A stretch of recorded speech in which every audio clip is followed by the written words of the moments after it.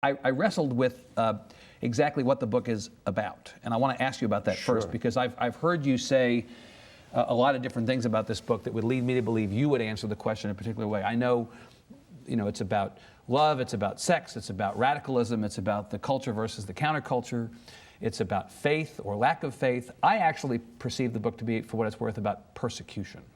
Is that a fair crack at It's in there too, absolutely. Yeah. I mean, really, I think the most accurate, broad remark I could make is that it's about individual lives under the pressure of the entire 20th century. Yeah. All the different kinds of political disappointment that were possible to be experienced in the 20th century, or bewilderment, at what that, what the century presented. Mm-hmm. And my characters are, passionate believers that they are on some kind of committed course to change the world, or be present for the world's transformation. They're idealists, and that was a crippling experience. Crippling why?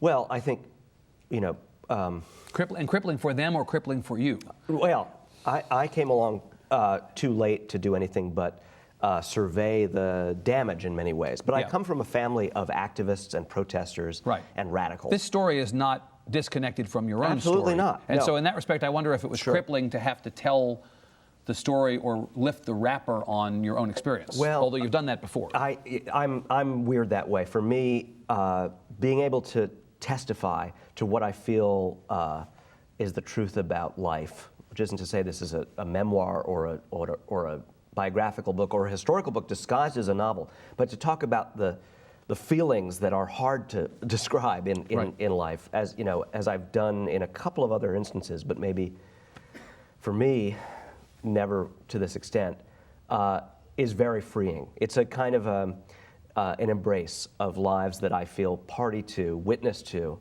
my grandmother's, my mother's, friends and family who have lived in an experience of being, idealists, wanting to change the world, and I feel very closely allied with that. But it's a hard thing to talk about.